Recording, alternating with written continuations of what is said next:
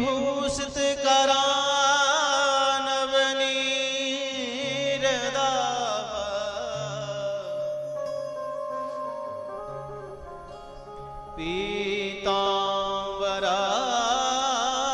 पीतांबरादरुणवं वफला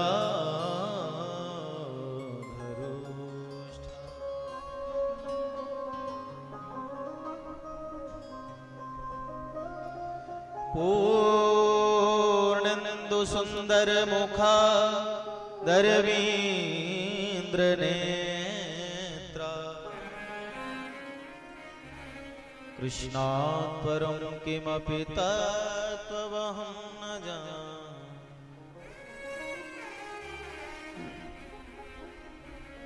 नारायणं नमस्कृत्य नरं चैव नरोत्तमं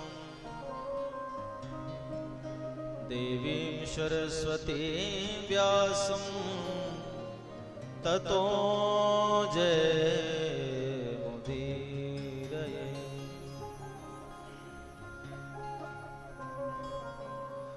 सीतानाथ समारम्भा श्रीरामानन्दाय मध्यमा अस्मदाचार्यपर्यन्तां वन्दे गुरुपरम्पराम्।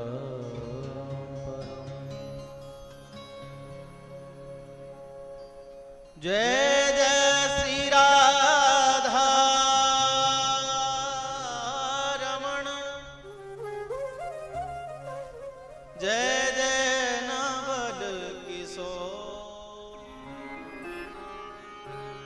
जय गोपी चित चोर प्रभु जय जय माखन चोर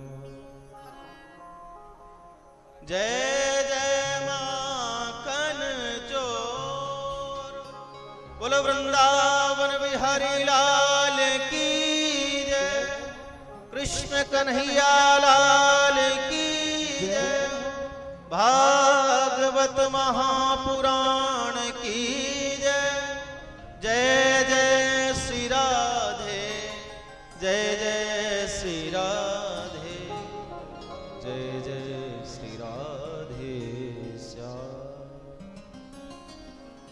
नमः पार्वते पतये हर हर महादेव।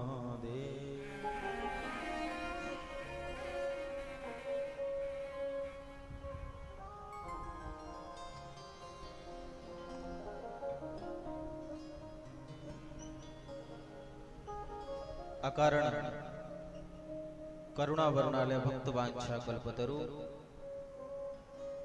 तड़ित विनम्बित श्री पीतांबर धारी बालकृष्ण लाल की वांग में प्रतिमूर्ति श्रीमद् भागवत महापुराण। आज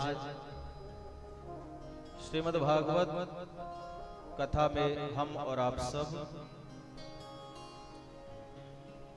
प्रथम दिवस की प्रथम बेला में सुंदर यह दुर्गा पंडाल छिंदगढ़ सुकमा की पावन धरा पर समस्त ग्राम क्षेत्र वासियों की प्रार्थना हेतु श्री राम अयोध्या श्री रामलला की जन्मभूमि के पावन प्राण प्रतिष्ठा के संकल्प हेतु यह श्रीमद् भागवत कथा आप सब आज प्रथम दिवस की बेला में आनंद लेंगे। ठाकुर जी की अहेतुकी अनुकंपा आप सबके ऊपर कृपा आज से 7 दिन पर्यंत बहने वाली श्रीमद् भागवत कथा आप सब श्रवण पान करेंगे।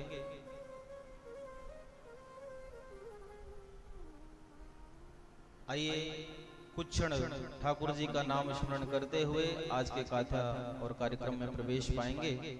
ठाकुर जी का नाम उच्चारण करते हुए आइए सुंदर गोविंद के नामों का गुणगान करते हुए आज की कथा का शुभारंभ करेंगे।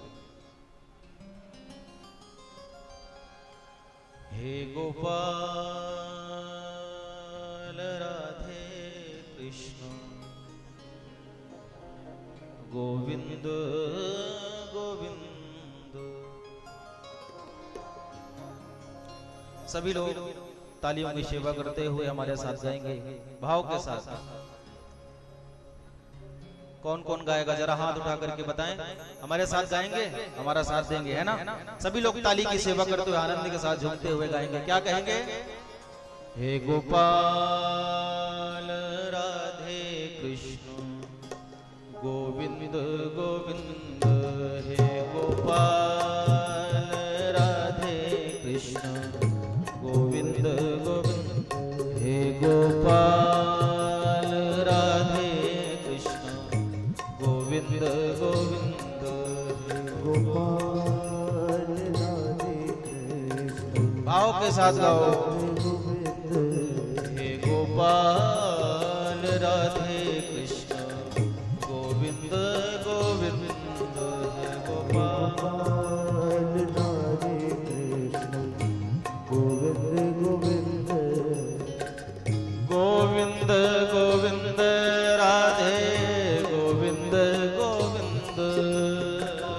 गोविंद गोविंद राधे गोविंद गोविंद।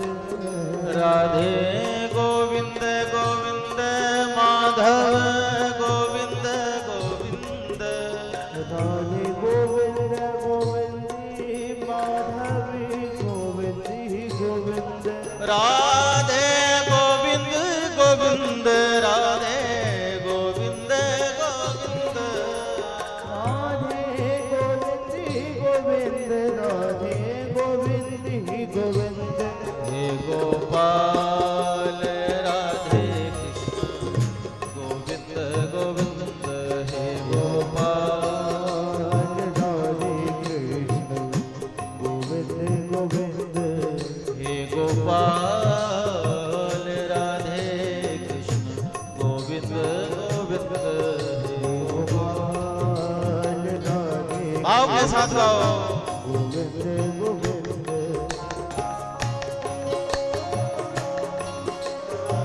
जय हो।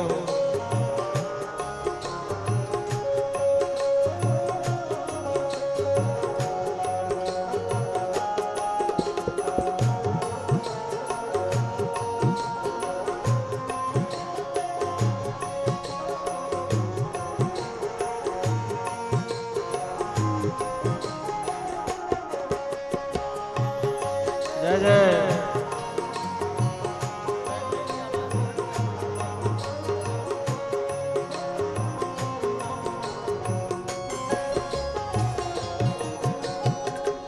गोविंद गोविंद प्यारे गोविंद गोविंद।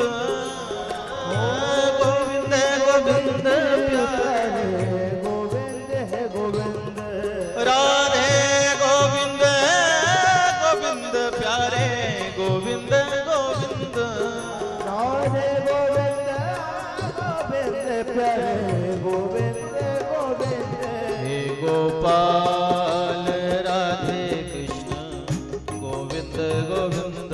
हे गोपाल राधे कृष्ण गोविंद गोविंद। हे गोपाल राधे कृष्ण गोविंद गोविंद। हे गोपाल राधे कृष्ण गोविंद गोविंद। हे गोपाल राधे कृष्ण गोविंद गोविंद।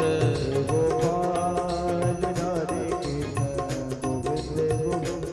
हे गोपाल हे नंदलाल। हे गोपाल हे नंदलाल। हे गोपाल नंदलाल। हे गोपाल। आओ से गाओ। हे गोपाल नंदलाल। हे गोपाल नंदलाल। हे गोपाल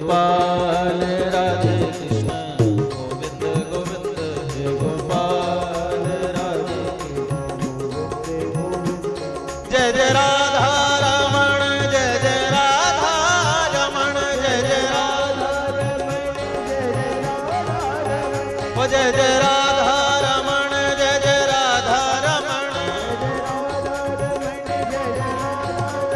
ओ जय जय राधा रमण, जय जय राधा रमण, जय जय राधा रमण, ओ जय जय राधा रमण, जय जय राधा रमण, जय जय राधा रमण, ओ जय जय राधा रमण, जय जय राधा रमण, जय जय राधा रमण, जय जय राधा रमण, जय जय राधा रमण, जय जय राधा रमण, जय जय राधा रमण, जय जय राधा जय जय श्री राधे, जय जय श्री राधे, जय जय श्री राधे श्याम। बोलो कृष्ण कन्हैया लाल की जय, जय जय श्री राधे।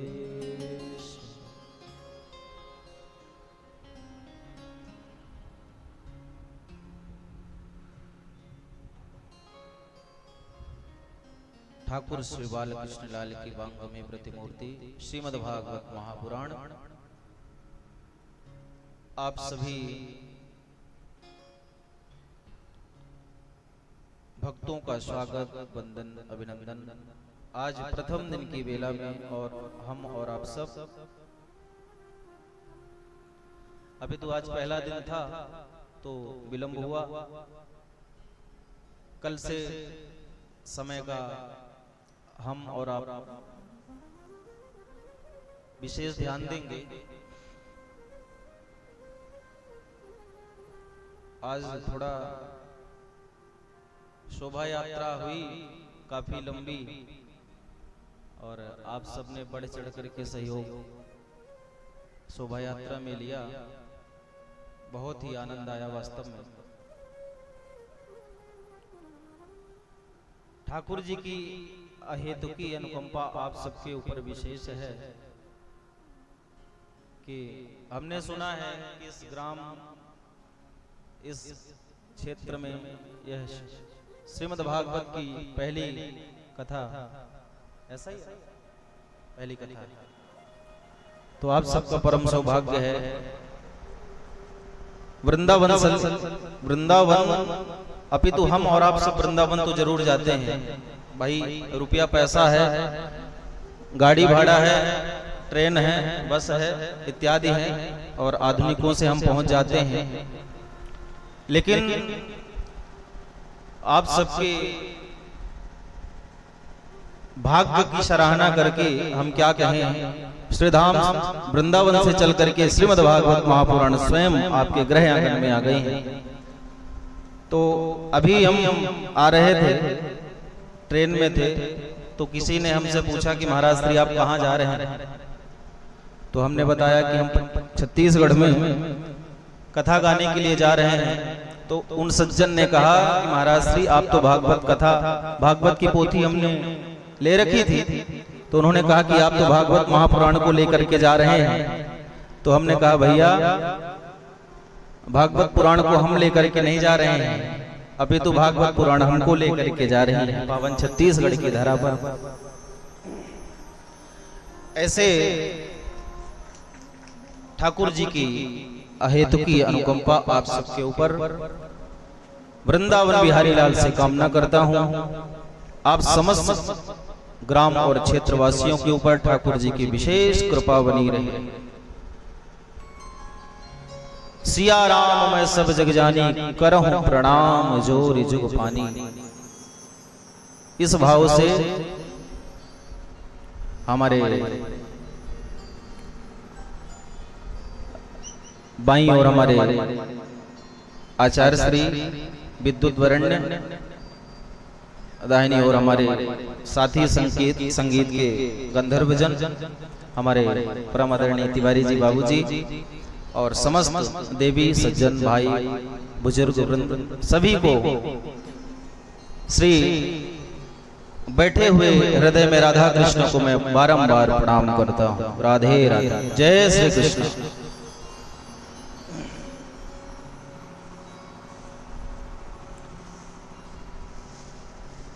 देखिए, ऐसा अवसर आया है कि श्री अयोध्या धाम के राम मंदिर के प्राण प्रतिष्ठा में यह आयोजन हम और आप सबके समक्ष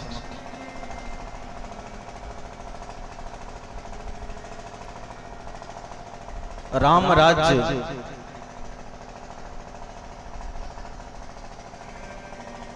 कई हजार वर्षों से इस दिन का इंतजार था कि हमारे रामलला अपने निज सिंहासन पर और निज स्थान पर आकर के विराजमान हो। हम हिंदुओं का सौभाग्य था, बहुत दिनों से यह संकल्प चला और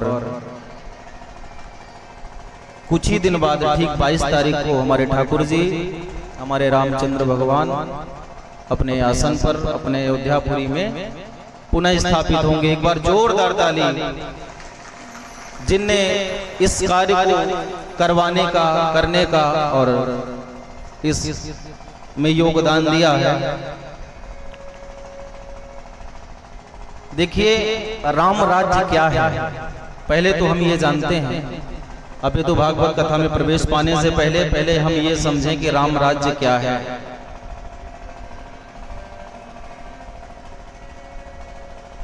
भैया, राम राज्य वो है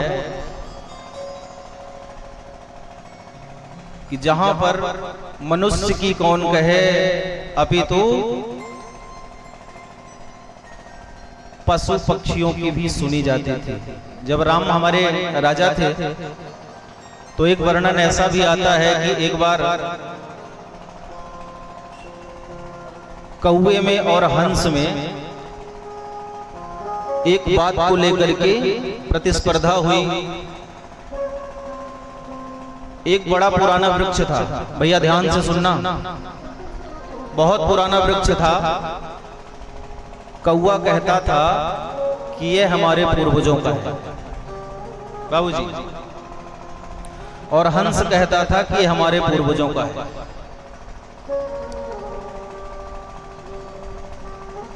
तो यह बात राम जी के पास गई। राम राजा थे, राजा साहब के पास जब बात पहुंची तो राम जी ने कहा कि भैया चल करके देखते हैं कि बात क्या है। राम जी स्वयं चल करके जब जाते हैं तो कौवे से पूछते हैं, हाँ भैया बात क्या है बताओ। तो कौवा कहता है, सरकार यह जो वृक्ष है ये हमारा है, इसमें हमारा परिवार रहता है। राम जी ने कहा, भैया यह वृक्ष आपका है ठीक है, पर कितने वर्षों से है कुछ खबर है? तो कौवा कहता है, प्रभु यह वृक्ष हमारे 3 पीढ़ियों से, 3 पीढ़ियों से, हमारे दादाजी रहा करते थे, हमारे पिताजी रहा करते थे, अब मैं रह रहा हूं। अच्छा, तो कोई प्रमाण है क्या? कोई सबूत है तो दो। तो कौवों की फौज खड़ी कर दी भैया। सबने कहा कि हाँ मैं जानता हूं इस व्यक्ति को, ये पेड़ इसी का है, 3 पुश्त से पेड़ इसका है, 3 पुश्तों से ये रह रहे हैं इसमें। हंस से पूछा गया कि भाई हंस बताओ ये तुम्हारा पेड़ है क्या? हंस ने कहा, सरकार ये आदिकाल से हमारे पूर्वजों का है, आदिकाल से, अनंत समय से।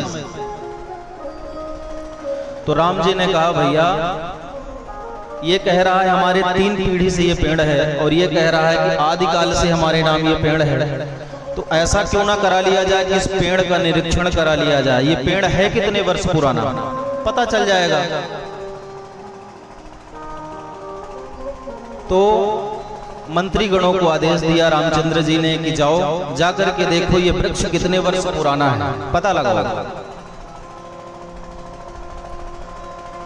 और जब पता लगाया गया तो भैया मुश्किल से 100-200 वर्ष पूर्व का वो पेड़ पाया गया, 100-200 वर्ष। अब तो भैया कौआ महाराज को पेड़ दे दिया गया और हंस को सजा सुनाई गई कि तुमने झूठा मुकदमा किया है। कहने का अभिप्राय ये है कि राम राज्य ये नहीं, राम राज्य वो था जहां पर मनुष्य की कौन कहे, पशु पक्षियों की भी सुनी जाती थी। एक बात मैं और आपको सुना दूं, फिर कथा में प्रवेश पाएंगे। एक बार एक संत जी जा रहे थे अयोध्या की गलियों से, अकारण ही एक कुत्ते पर डंडा का प्रहार किया, उसके सर में लगा, कुत्ता चाह के खड़ा हो गया राम जी के दरबार में। राम जी के महलों में जाकर के पुकारता है, अरे राजा मेरा निर्णय करो, मुझे न्याय चाहिए। भैया आपने सुना है कभी कि कुत्ता भी न्याय मांगता है? नहीं सुना है। लेकिन राम के राज्य में सुनते थे, राम जी सुनते थे। और लक्ष्मण जी आकर के देखा कि भाई कुत्ते स्वान क्या कष्ट है तुमको, किस बात की न्याय मांग रहे हो, किस चीज का न्याय मांग रहे हो?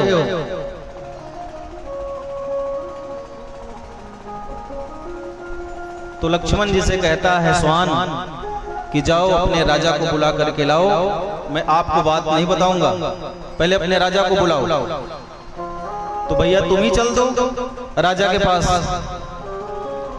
तो स्वान ने कहा कि हमारी मर्यादा यहीं तक है, मैं अंदर प्रवेश नहीं कर सकता, मेरी मर्यादा है, राम जी को यहां लाओ।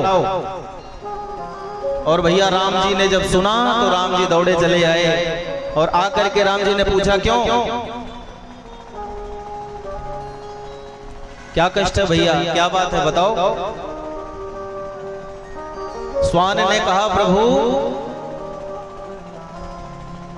ये संत हैं, इन्होंने हम अकारण डंडा हमें हमारे सर पर मारा, हमको न्याय चाहिए।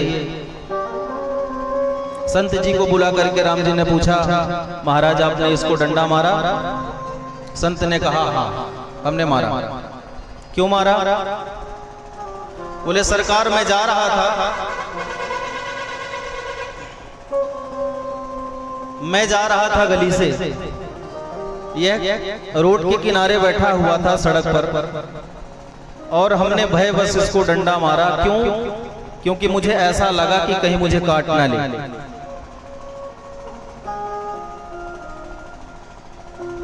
तो राम जी ने कहा भैया यदि अकारण ही आप किसी पर हमला कर दोगे, आपने मन में विचार कर लिया कि इस फला व्यक्ति से हमको भविष्य में खतरा है, अकारण ही आप उसको जा करके दंड दे दो, तो ये तो अपराध हुआ, ये न्याय नहीं है।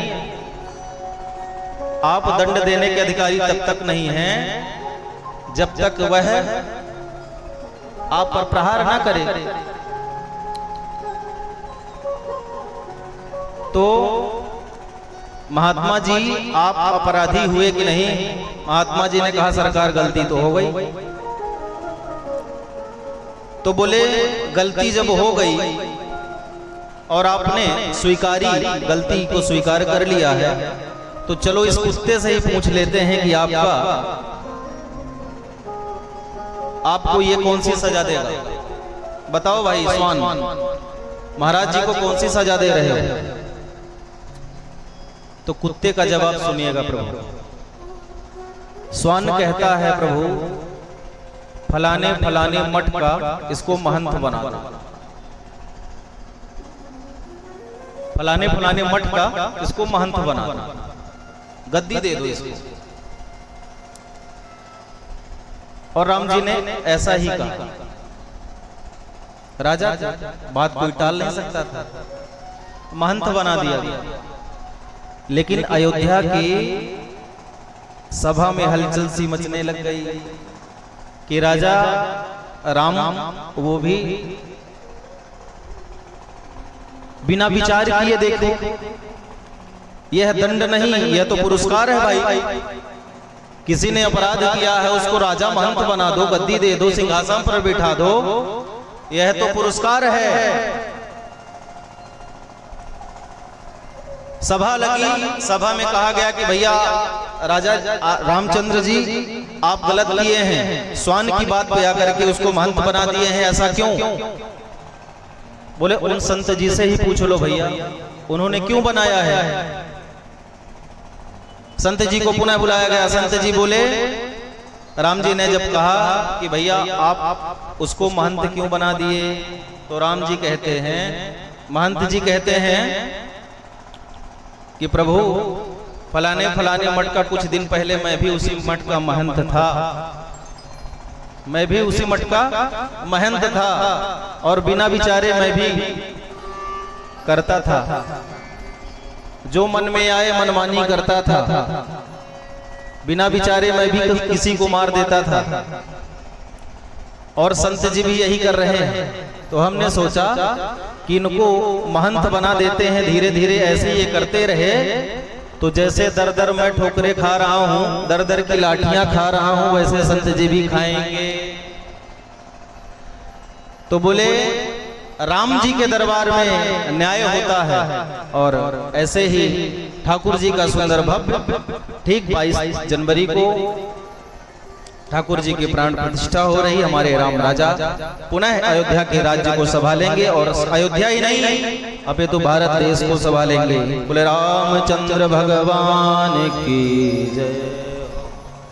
हमारी आवाज आप तक आ रही है, स्पष्ट आ रही है, सुनाई दे रहा सबको ना? क्योंकि हमको नहीं आ रही अपनी आवाज, संतुष्टि नहीं मिल रही। एक बार सभी प्रेम से बोले राधे राधे। ऐसा लग रहा है यात्रा करके आए हैं और चले आए हैं सीधे। प्रसाद नहीं पाए हैं क्या? पाए हैं, प्रसाद पाके आए हैं सब लोग। अरे वाह, तो फिर तो आवाज आनी चाहिए भैया। हमने पंडित जी से सुना था, कम करिए, वैसे रहने दीजिए जैसे था, कि हमारे छिंदगढ़ के लोग बहुत भक्त और बड़े ही धार्मिक हैं। जयकारा वैकारा तो ऐसा लगाते हैं कि रायपुर तक आवाज जाती है। तो दिखा दो थोड़ा दम भैया हमें भी, शायद ठाकुर जी हमारी और आपकी सुन ले, कृपा कर दें। बोले कृष्ण कन्हैया लाल की जय। आइए प्रेम के साथ श्रीमद् भागवत कथा में हम और आप सब प्रवेश पाएं।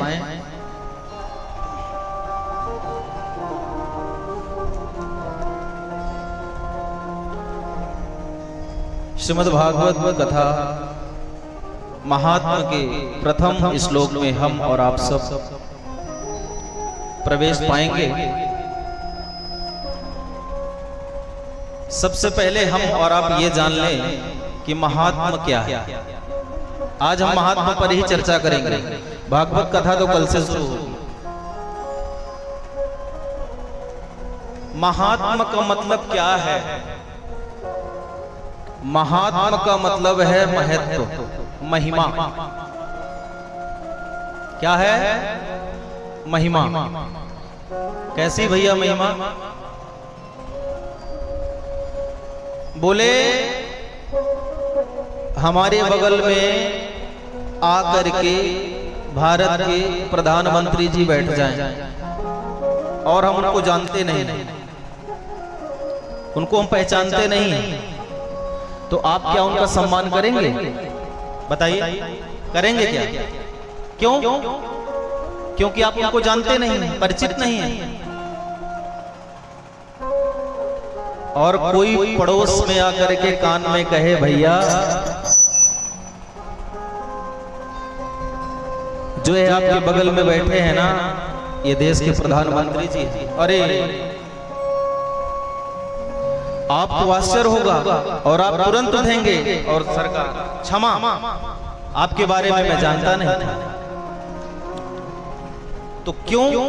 बोले सरकार आपके बारे में मैं जानता नहीं था, आपको पहचानता नहीं था, महत्व नहीं जानता था, लेकिन जान गया।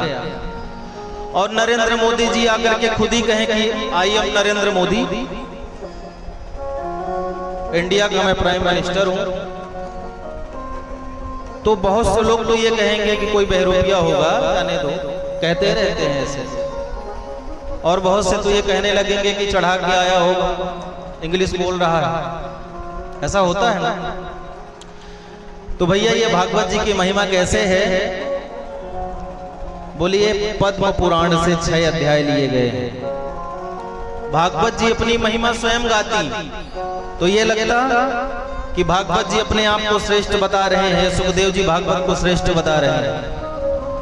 भागवत नहीं, अपितु पद्म पुराण महिमा गा रहा है 6 अध्यायों में भागवत जी। भागवत जी कैसी हैं? भगवान कैसे हैं?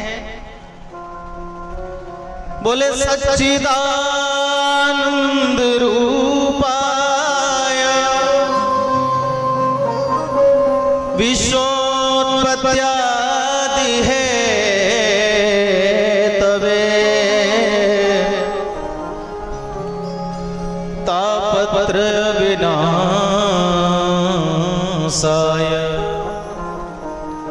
श्री कृष्णाय वयं नमः।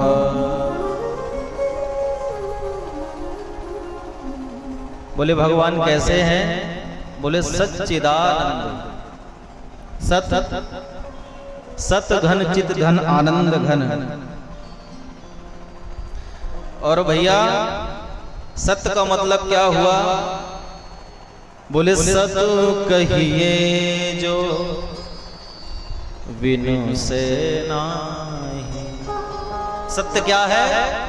बोले जिसका कभी विनाश नहीं होता वही है क्या? क्या है? सत्य।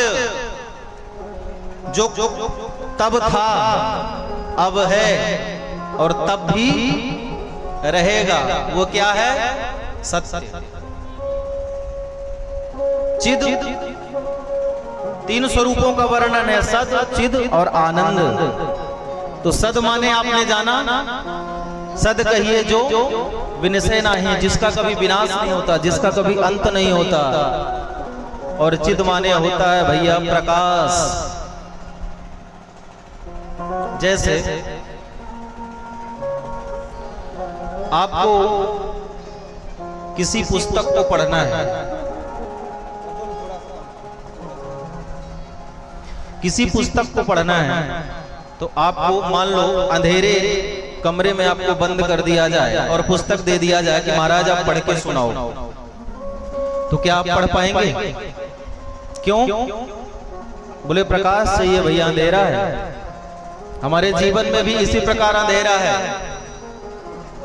तो बोले आनंद रूपी प्रकाश जब हमारे अंदर आ जाता है, परमात्मा रूपी प्रकाश जब हमारे अंदर आ जाता है, तो फिर ट्यूबलाइट की बल्ब की जरूरत नहीं भैया, वो तो अंतरात्मा से प्रकाशित होता है।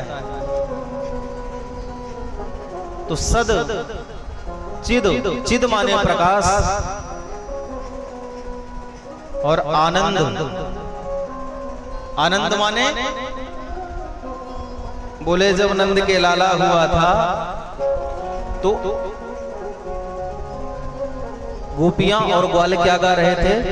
नंद के कृष्ण भयो नहीं, नंद के आनंद भयो। कहा भयो? आनंद। और देवता भी जब भगवान प्रकट होते हैं तो देवता भी स्तुति करते हैं, क्या कह के? आनंद कह करके। तो स्वयं परमात्मा क्या है? आनंद स्वरूप है। भैया एक बात मैं और आपको निवेदन कर दूं कि आनंद वह वस्तु नहीं है कि हमने आज सुंदर सुंदर पकवान खाए और आनंद आ गया।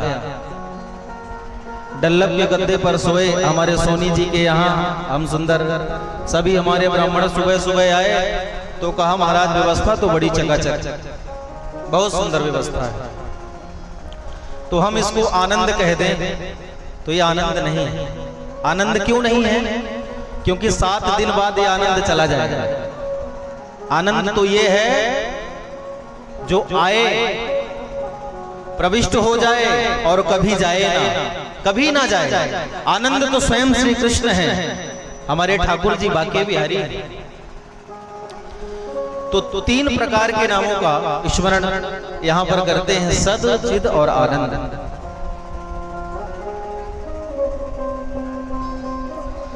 ठाकुर जी हमारे कैसे हैं? बोले जो आनंद सिंधु सुख राशि सी करते त्रैलोक सुपासी। हमारे ठाकुर जी आनंद स्वरूप हैं भैया।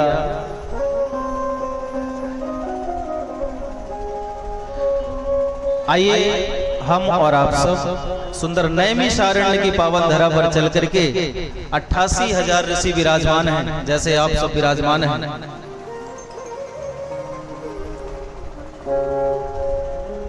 और इच्छा क्या है मन में? इच्छा क्या है मन में? बोले ठाकुर जी का स्मरण करते हैं, कथा सुनते हैं, सुनाते हैं, गाते हैं, आनंद में झूमते हैं। कथा मात्रैक जीवनम।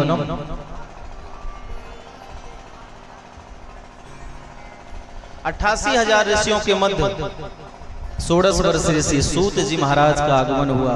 बोले सूत जी महाराज की जय हो। भैया ध्यान से सुनिएगा, बहुत आनंद है। वास्तव में भागवत कथा एक ऐसा अमृत है, एक बार जिसको लग जाता है, विश्वास मानिएगा, फिर वो आनंद निकलता नहीं। मैं अपने हृदय की बात बता रहा हूं कि ठाकुर जी का मैं कभी कभी जब अकेले में स्मरण करता हूं तो मैं ठाकुर जी को याद करके रोता हूं और ठाकुर जी से यही निवेदन करता हूं कि ठाकुर कभी कुछ भी हो जाए हमारे जीवन में, लेकिन वृंदावन धाम मुझसे नहीं छुड़वाना, कभी वृंदावन में वास सदैव देना। क्योंकि वृंदावन धाम ऐसा है प्यारे कि जहां भक्ति मैया ताता थैया करके नाचती। ज्ञान वैराग्य का महत्व तो नहीं है वृंदावन में, ज्ञान वैराग्य नहीं है, लेकिन भक्ति ऐसी है कि हर गली हर मोहल्ले में राधे राधे राधे का राज चलता है साहब। बड़ी कृपा है। 88,000 ऋषि विराजमान है। श्री सूत जी महाराज का आगमन हुआ और इनका जीवन भैया हमने निवेदन किया, कथा मात्रैक जीवनम। केवल ठाकुर जी के गुणानुवादों को गाते और सुनते हैं, बस यही काम।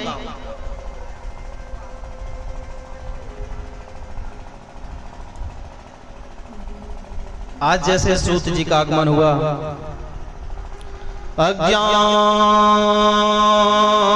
अज्ञान दिविरांधस्य कोटि सूर्य समा प्रभ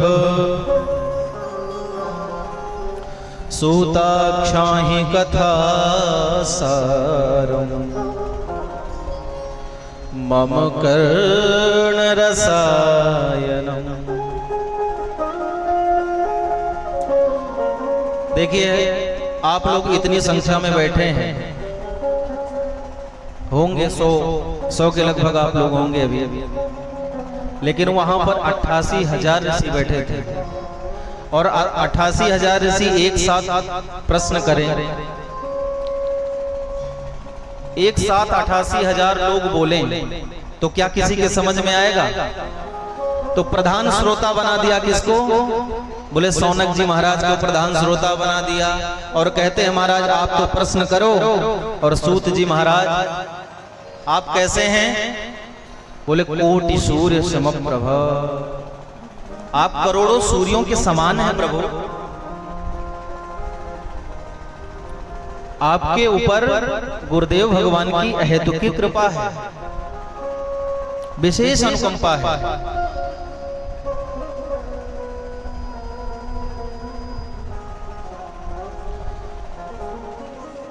भैया एक मैं आपको बात निवेदन कर दूं, गुरुदेव में वो सामर्थ्य है जो कल्प वृक्ष में नहीं। कल्प वृक्ष के बारे में आप जानते हैं? नहीं जानते? कौन कौन जानता है कल्प वृक्ष? कोई नहीं जानता कल्प वृक्ष। महिमा बड़ी है। कल्प वृक्ष का ये फल है कि कल्प वृक्ष के नीचे बैठ करके आप जिस वस्तु की कामना करेंगे वह प्रकट हो जाएगी। और चिंतामणि की भी यही विशेषता है, चिंतामणि से जो आप मांगेंगे वो मिल जाएगा। चिंतामणि लोक सुखम सुरद्रुः स्वर्ग संपदम्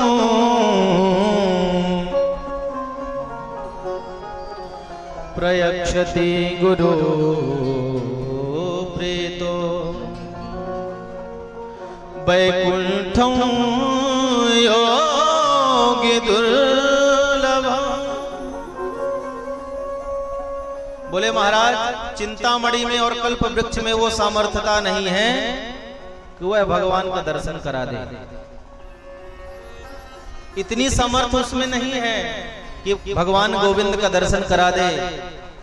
कल्प वृक्ष सब कुछ दे सकता है लेकिन भगवान का दर्शन नहीं करा सकता। तो बोले महाराज, आप में वो समर्थ है। श्री सूत जी महाराज कहते हैं, सौनकादि ऋषि कहते हैं, सूत जी महाराज आप में वो समर्थ है कि आप गोविंद से मिलाने में कदापि देर नहीं लगाएंगे। हमें विश्वास है। आप कोई ऐसी कथा सुनाइए महाराज जिससे ये कलुषित प्राणियों का कलयुग में उद्धार हो जाए।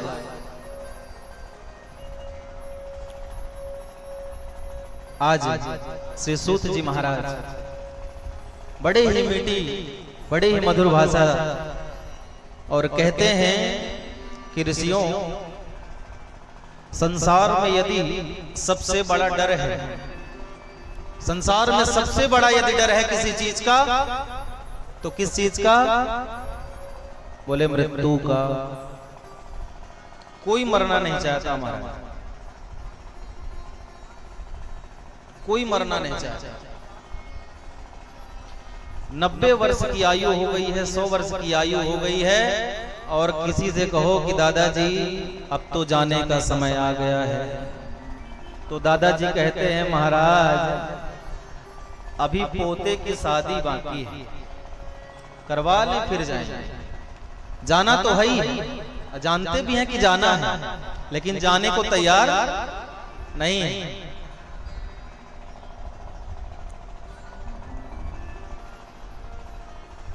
तो सबसे बड़ा डर है यदि संसार में तो वो क्या है? मृत्यु। लेकिन आपको एक बात बता दूं, आया है सो जाएगा राजा रंक फकीर, कोई सिंहासन चढ़ चला, कोई बंधा जंजीर। भैया जो सत्कर्म करता है वह तो भैया ठाठ से जाता है ठाकुर जी के धाम को, और जो बुरे निकृष्ट कार्य करता है फिर तो खींच के ले जाया जाता है कि चल। काल व्याल मुख ग्रास त्रास निर्णा सहेतवे, श्रीमद्भागवतम शास्त्रम कलौकीरेण भासितम्। बोले क्या है? बोले भय से मुक्त होना चाहते हो तो भागवत की शरण में आ जाओ। कलयुग में यह भागवत ही आपको पार लगाने वाला है भैया, भगवान का नाम ही पार लगाने वाला है।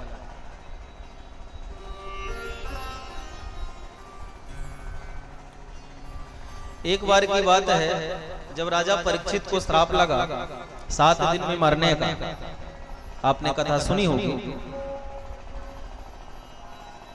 तो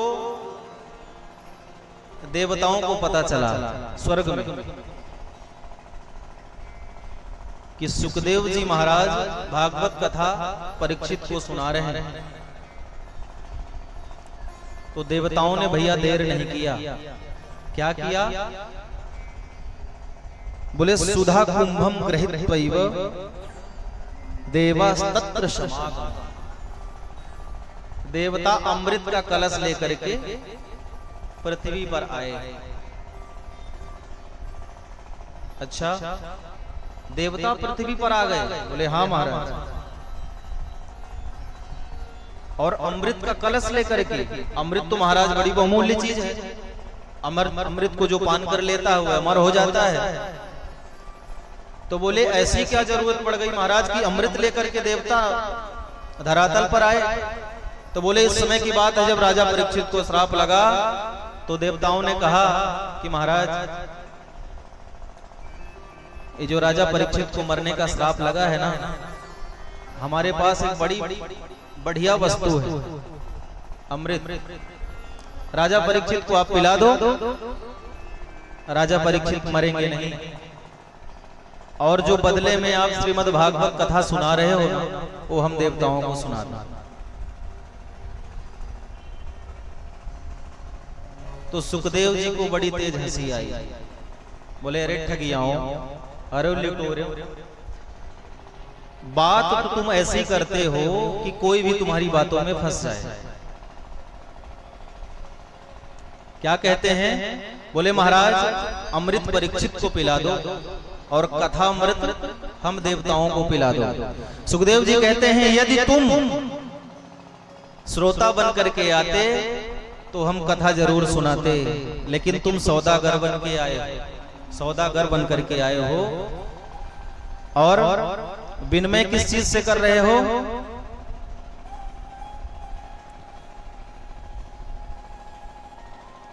देवता क्या कहते हैं कि प्रभु हमें अमृत पिला दो। तो सुखदेव जी कहते हैं क्व सुधा क्व कथा लोके क्व कांचः क्व मणिर् महा ब्रह्मरातो विचार्यैव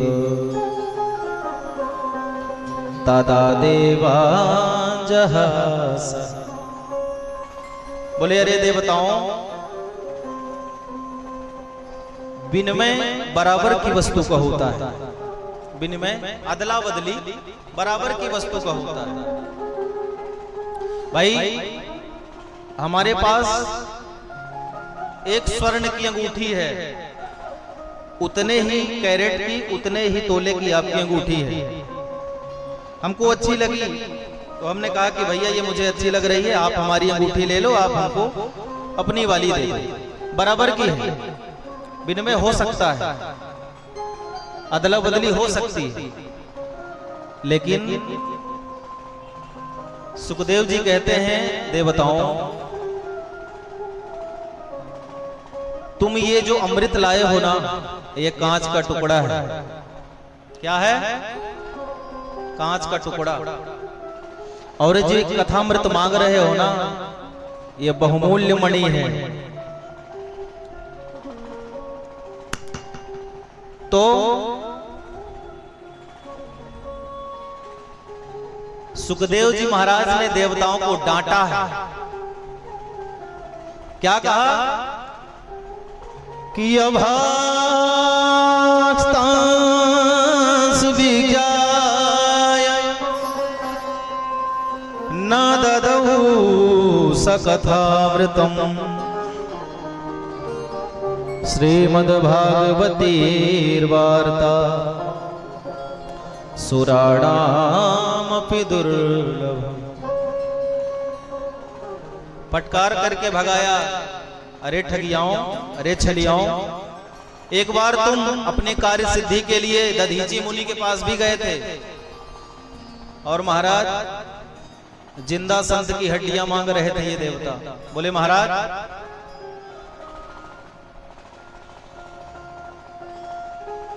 अपनी हड्डियां दे दो, दान कर दो। अब भैया कोई जिंदा वस्तु बैठा है और उससे आप साक्षात जाकर के सामने से कहे कि भैया आपके प्राण चाहिए मुझे, कोई दे सकता है क्या? आपकी हड्डियां चाहिए मुझे। ये देवता ऐसे हैं कि एक बार हड्डियां मांगने चले गए दधीच मुनि के पास। लेकिन भैया संत भी दधीची जैसा होना चाहिए कि जब देवताओं पर विपत्ति आई तो एक क्षण विचार नहीं किया और अपने शरीर में खाद्य पदार्थ लगा करके दधीची मुनि बैठे और गायों ने चाट चाट करके केवल हड्डियों का ढांचा छोड़ा है और उसी से वज्र का निर्माण करके फिर वृत्तासुर का अंत हुआ है। आप सब जानते हैं। तो ये देवता ऐसे हैं महाराज, अपने कार्य को साधने के लिए कुछ भी कर सकते हैं। तो सुखदेव जी कहते हैं कि तुम भक्त बन करके आते तो मैं कथा सुनाता, लेकिन तुम सौदागर बन करके आए हो तो अभक्तांश तांश विज्ञाय नादौष कथामृतम, नहीं दे सकता, नहीं सुना सकता। अब तो देवता बड़े क्रोधित हुए, देखते हैं राजा परीक्षित का क्या होता है, 7 दिन श्रवण करने से क्या होता है देखते हैं। और ब्रह्मा जी के पास जाकर के सभी देवता पहुंचे और ब्रह्मा जी से कहते हैं कि ऐसी भागवत में ऐसी क्या विशेषता है महाराज जो सुखदेव जी ने हमें डांट करके भगा दिया। तो ब्रह्मलोक में तराजू लगाया गया। ब्रह्मा जी ने कहा हम भी तो देखे भागवत में ऐसी क्या विशेषता है भैया। ब्रह्मलोक में तराजू लगाया गया और एक पल्ले पर अनेक धर्मशास्त्रों को रखा गया और दूसरे पल्ले पर भैया श्रीमद् भागवत महापुराण को विराजमान कराया गया। और जैसे तराजू उठा करके देखा तो क्या देखा, बोले लघून्यानि जातानि कौरवेण इदं महत् तदा ऋषिगणा सर्वे विस्मयो परमं ययुः। क्या देखा, अन्य धर्मशास्त्र जो थे भैया ऊपर उठ गए और भागवत जी ज्यों के त्यों जमीन से एक तिनका भी टस से मस नहीं हुई। बोले भारी वही वस्तु होती है, भारी वही होती है जो जमीन ना छोड़े। तो ब्रह्मा जी ने भी भैया घोषणा कर दिया, मयि रे भगवत रूपा शास्त्रम भागवतम कलो। भैया कलयुगी प्राणियों के लिए यह भागवत ही श्रेष्ठ है।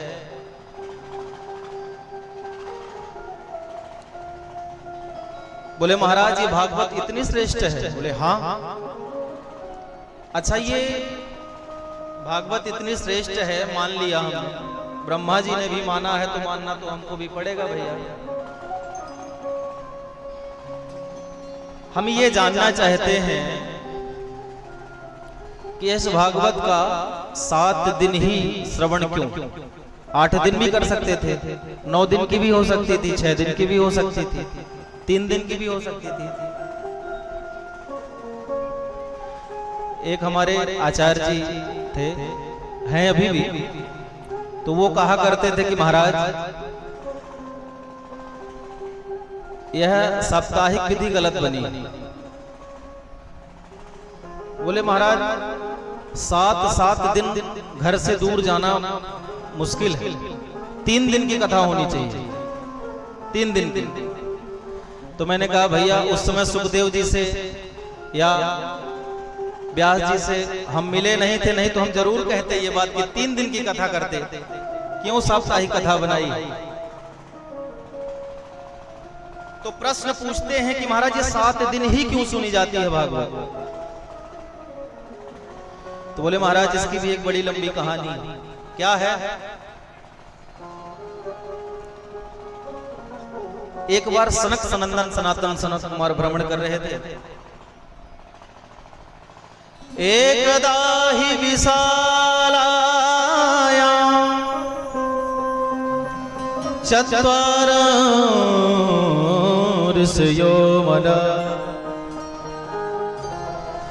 सत्संगार्थ समायत तत्तुस्तत्र नारदम्।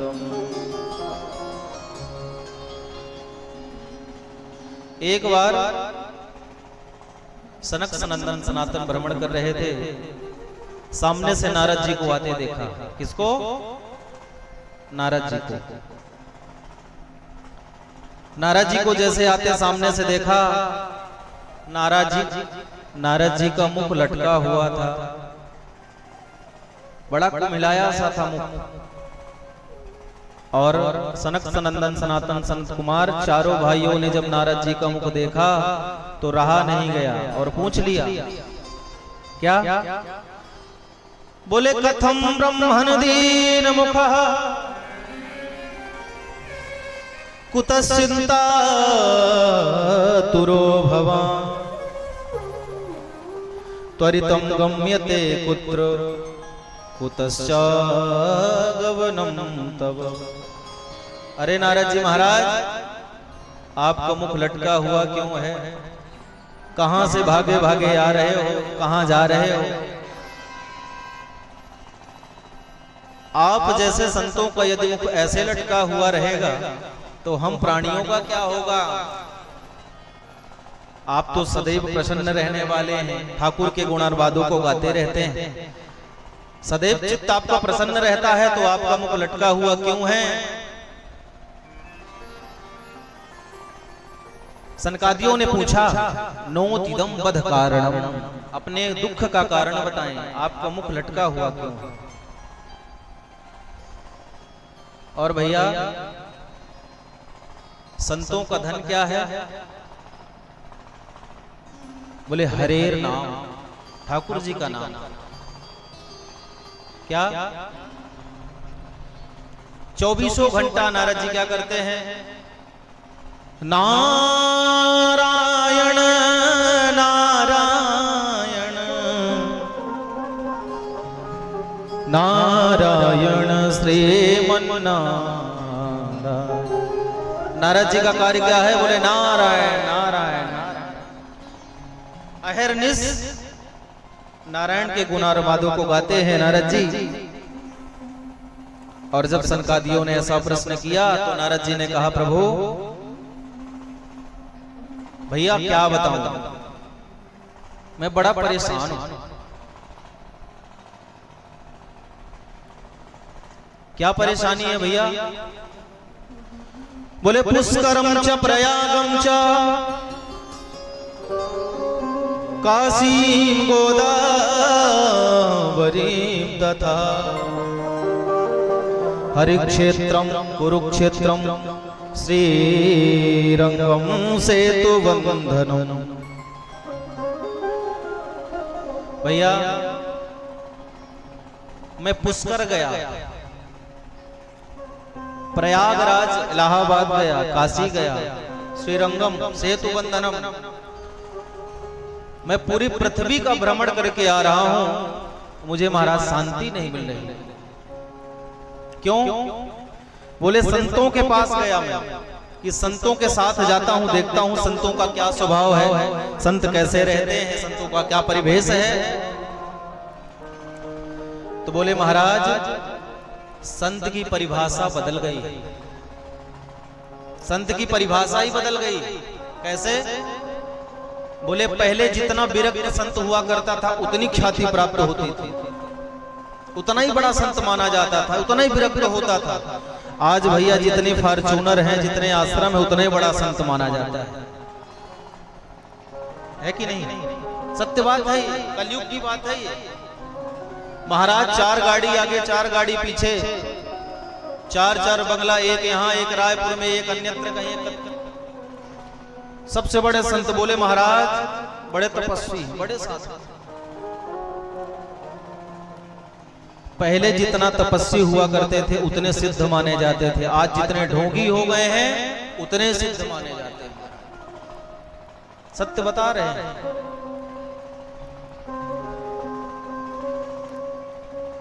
तपसी धनवंत दरिद्र ग्रही कलि कौतुक तात न जात कही। कलयुग की विडंबना हो गई महाराज। बोले हम रास्ते से जा रहे हैं, कुछ बच्चे हमको रास्ते में खेलते हुए मिले। हमने पूछा ये बालक किसके हैं? बोले महाराज ब्रह्मचारी जी के हैं। ब्रह्मचारी और बालक 10-10। बोले महाराज ये सामने वाली कोठी किसकी है, बंगला किसका है? बोले त्यागी जी महाराज हैं। त्यागी और बंगले आश्रम पे आश्रम खड़े किए जा रहे हैं, कोठी पे कोठी।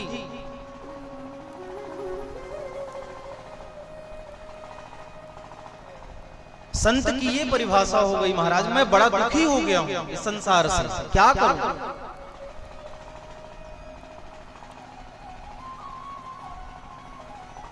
हमने सोचा कि चलो संतों को छोड़ो, गृहस्थों के पास चलते हैं, शायद गृहस्थों में शांति हो। तो बोले महाराज गृहस्थों में भी शांति नहीं है। कैसे? बोले तरुणी प्रभुता गे है, श्याल को बुद्धिदायक,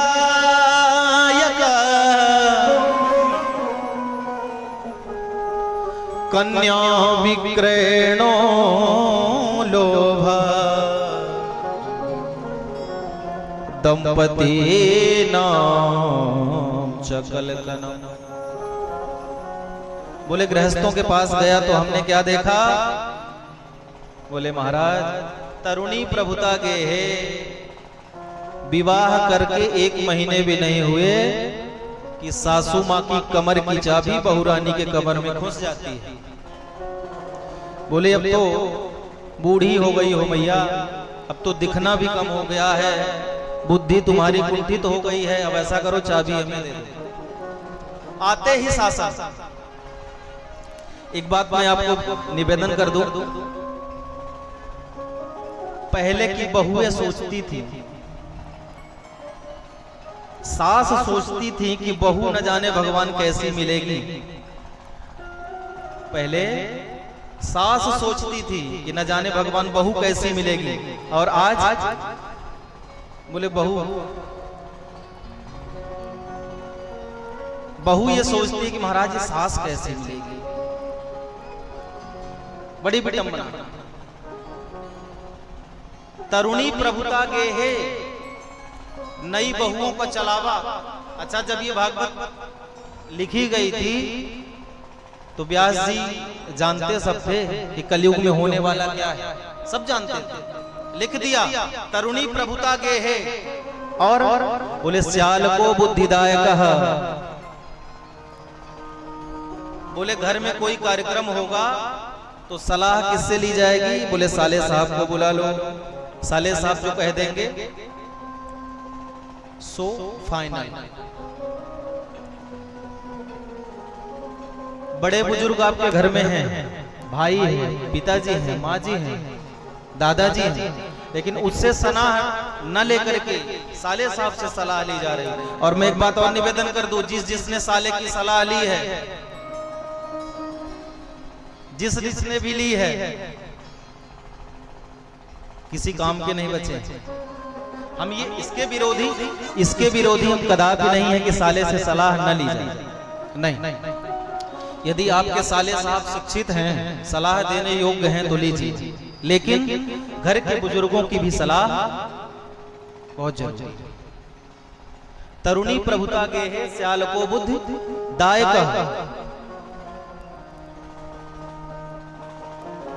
एक बार एक विवाह तय हुआ, बड़े ध्यान से सुनना। विवाह में प्रस्ताव आया, बिटिया पक्ष से प्रस्ताव आया कि भैया बारात तो आ जाओ, विवाह हम करेंगे, लेकिन शर्त ये है कि बारातियों में कोई बूढ़ा नहीं आना चाहिए, बुजुर्ग नहीं आना चाहिए। तो जवान बालकों ने कहा कि ठीक है, बूढ़ों का क्या काम बारात में? बारात में तो छोरा छापरों का काम होता है भैया, यंगस्टरों का। और बोले पहले बारात में खाने पीने वाले जाया करते थे, पहले बारात में खाने पीने वाले जाया करते थे। अब केवल पीने वाले जाते हैं। सत्य बात है ये, अब केवल पीने वाले जाते हैं। तो बोले अब कोई काम नहीं बुजुर्गों का, ठीक है हमें मंजूर है सर, और हम बारात लेकर के फलानी तारीख को आ रहे हैं, सूचना दिलवाई, ठीक है साहब। अब इधर दूल्हे राजा के नाना जी, अब वो नाना अड़ गए, नहीं मैं तो चलूंगा। बोले नहीं शर्त है। क्या शर्त है? बोले बुजुर्ग नहीं आने चाहिए बारात में, नहीं तो बारात वापस चली जाएगी। नाना बोले ना ना, अब नाम ही नाना है। बोले नहीं मैं तो जाऊंगा। तो जब नाना नहीं माने तो सामान जहां बोरियों में रखा था वहां नाना जी को छुपा दिया गाड़ियों में, और बोले चलो ले चलो। पहुंचे, जैसे द्वार में बारात लगी तो एक दूसरा पत्र भी आ गया। उसमें लिखा था विवाह करने के लिए हम तैयार हैं, लेकिन एक और शर्त है हमारी। क्या? बोले हमारे गांव में एक नदी बह रही है, जैसे हमारे इस छिंदगढ़ की पावन धरा पर ये जहां आज कलश यात्रा शुभारंभ हुई है, वहां पर सुंदर नदी का प्रवाह, बड़ा आनंद आया देख करके, दर्शन करके, बहुत ही सुंदर। ऐसे ही गांव से नदी जा रही थी तो बिटिया के पिताजी ने कहा कि बारातियों से कह दो जाके कि हमारे नदी में शुद्ध दूध बहा दें और बेटी की शादी करके ले जाएं। शुद्ध दूध। अब तो जब ये पत्र आया तो सारे छोरा छापरों की हट्टी पट्टी गोल हो गई कि अब क्या करें। सब ने अपने दिमाग लगाए कि भैया शुद्ध दूध कहां से, पहली बात तो इतना दूध है कहां मिलेगा। 1 किलो दूध खरीदने के लिए भैया 60 रुपए चाहिए। 60, हमारे यहाँ तो 60 रुपए में 1 लीटर मिलता है। नाम का वृंदावन है भैया। पहले दूध दही की नदियां बहा करती थी, लेकिन आज इतनी महंगाई है, 60 रुपए लीटर दूध है। तो बोले महाराज नदी कैसे बहाएंगे, दूध ही नहीं मिलेगा। तो अब क्या है, बारात वापस ले चलो, शादी नहीं होने वाली। भैया इतना दूध की व्यवस्था कहां से होगी।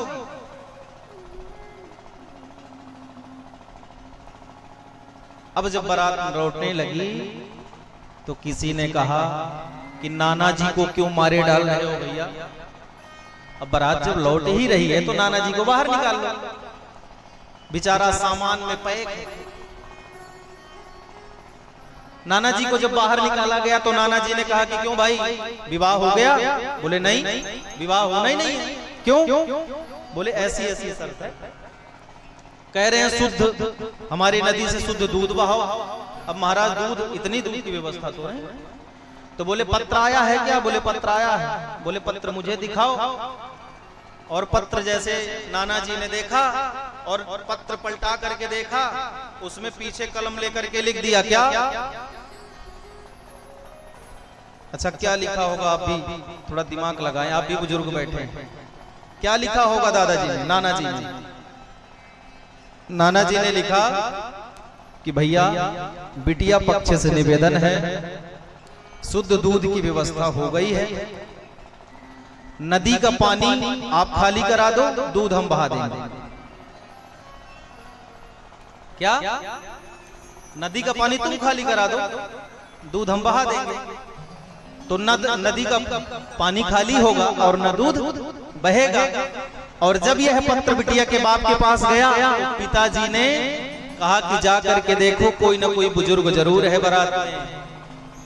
और जब निरीक्षण करवाया गया तो नाना जी मिले। तो अब बताइए, यहां पर यदि बुजुर्ग ना होते तो क्या विवाह होता। विवाह हुआ, क्योंकि बुजुर्ग। तो कहने का अभिप्राय यह है कि बुजुर्गों की सलाह हमारे जीवन में बहुत महत्वपूर्ण है भैया, लेनी चाहिए, सदैव लेनी चाहिए।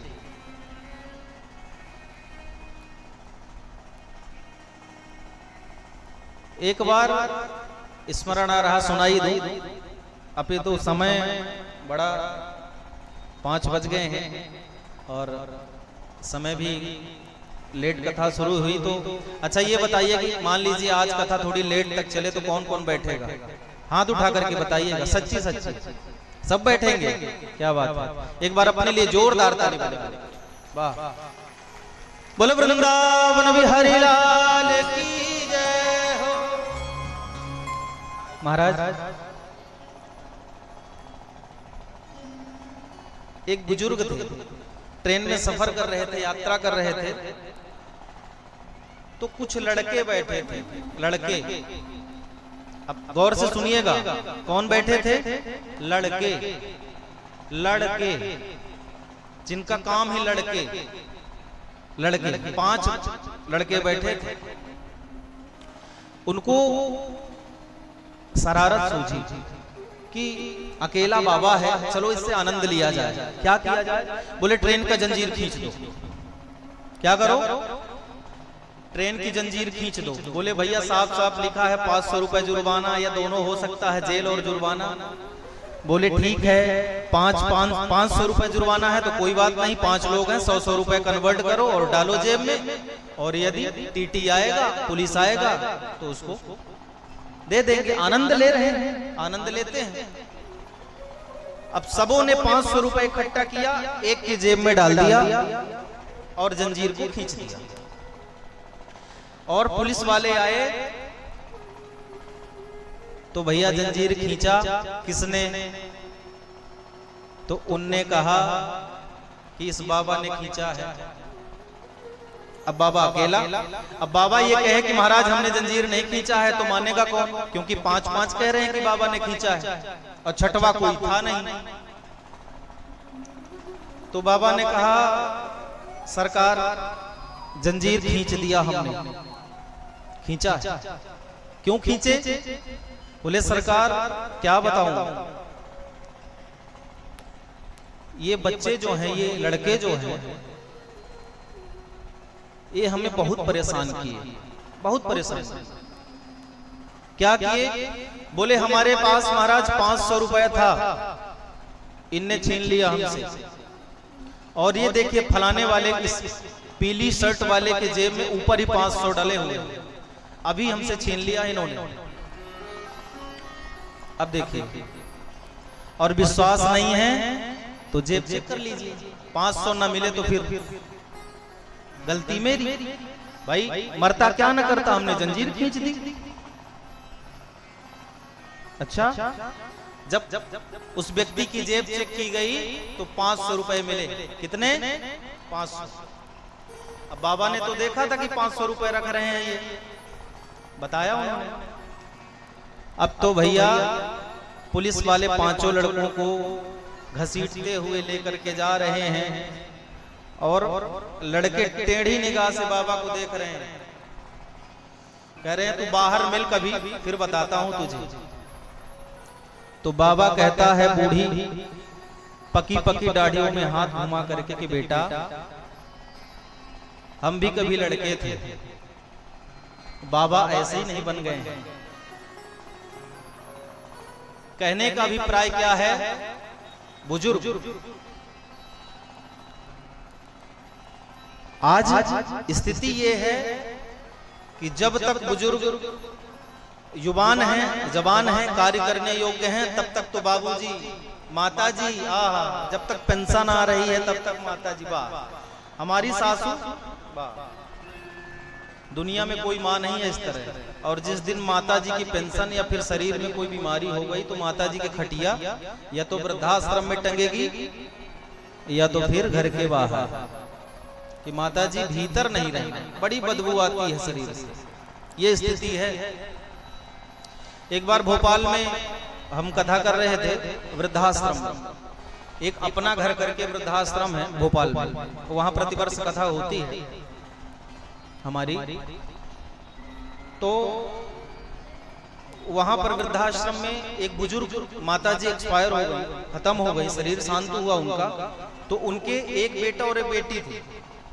बेटी उनकी जो भी कमाई का हिस्सा था, पेंशन था, वो लेती थी।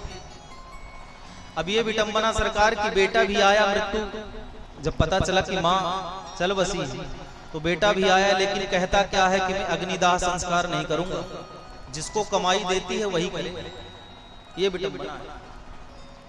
और दोनों ही छोड़ के चले गए महाराज, बेटी और बेटा दोनों छोड़ के चले गए। फिर माता जी ने उसका संस्कार करवाया। तो कहने का अभिप्राय क्या है कि जब तक माल है तब तक बाबूजी हैं। सत्य बता रहा हूं, ये आज की विडंबना यही है। आगे कन्या विक्रय नो लोबा दंपति नाम चकलकनम। अभी तो आजकल विवाह नहीं होते, पहले समधि कौन बनते थे? बोले सम बराबर, सम मतलब समान, और धी माने बुद्धि, जिसके विचार सम हो, बुद्धि सम हो, वो समधि बनते थे। आज तो महाराज जितने माल गिन दो उतने ही बड़े समधि बन जाओ। हाँ, कन्या विक्रय आजकल बेचा जाता है कन्याओं को। और एक बात मैं आपको बता दूं, 50 लाख रुपए और एक फॉर्च्यूनर लेकर के दहेज में बेटी आएगी, और आप अपेक्षा करो कि वह चाय बना करके आपको सुबह 4 बजे दे दे, तो आपकी भूल है। सच बात है ये। और यदि ताली बजा रहे हैं तो जोर से बजाइए इस बात पर, सच बता रहा हूं। 50 लाख रुपए और एक फॉर्च्यूनर कार लेकर के आएगी, 2 तोला 10 तोला सोन लेकर के आएगी, तो चाय बना करके नहीं देगी। अपेक्षा यही करेगी कि सासू हमको चाय बना करके दो। दहेज की विडंबना है सरकार। एक बार एक विवाह करके नववधू घर आई, सास ने कहा बहू, नई नई बहू आई है, बेटा चाय बना करके तो पिला, कैसी चाय बनाती है? बहू ने कहा माँ जी, दहेज की जब लिस्ट गई थी उसमें ये बात नहीं लिखी थी कि चाय भी बनानी पड़ेगी, और तो सब लिखा था कि इतने इतने पैसे चाहिए, इतनी गाड़ी चाहिए, ये चाहिए वो चाहिए, लेकिन चाय बनाने वाली बात नहीं लिखी थी आपने। तो ये तो असंभव है। तो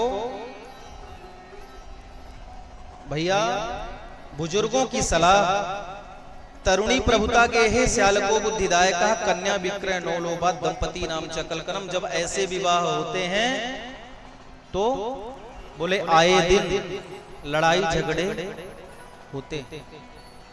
भाई हम एक दूसरे के मति को, एक दूसरे के हृदय को जान नहीं पाए, और पैसे में हमारा संबंध हो गया।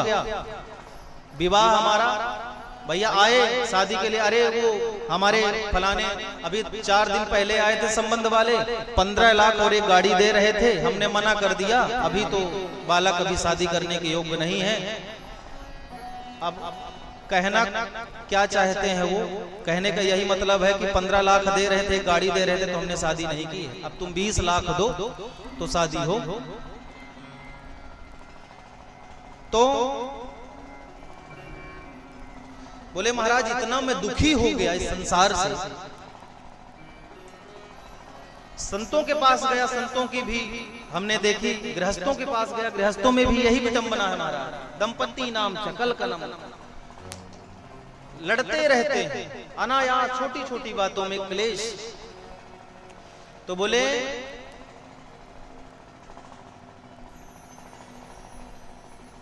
चलते हैं श्रीधाम वृंदावन, शायद वहां शांति मिल जाए। ठाकुर जी की लीला स्थली है, शायद वहां शांति मिल जाए। और चले नारद जी कहां? वृंदावन।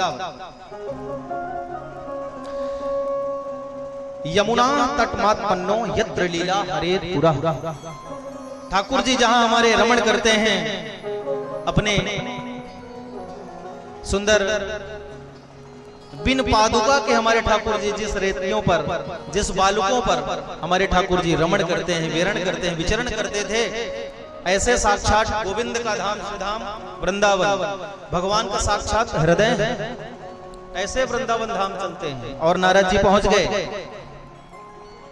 और नारद जी जैसे वृंदावन पहुंचे तो वहां भी आश्चर्य देखा भैया, आश्चर्य देखा। क्या आश्चर्य? हमने ये देखा कि तत्ताश्चर्यं मया दृष्ट्वा श्रूयसां तन्मुनीश्वर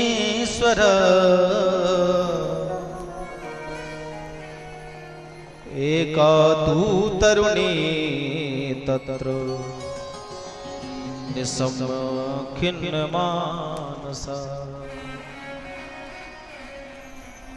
एक नव युवती, जवान युवती बैठी है और अनेक देवियां घेर के बैठी हैं उसको, और दो बुजुर्ग बालक पड़े, दो बुजुर्ग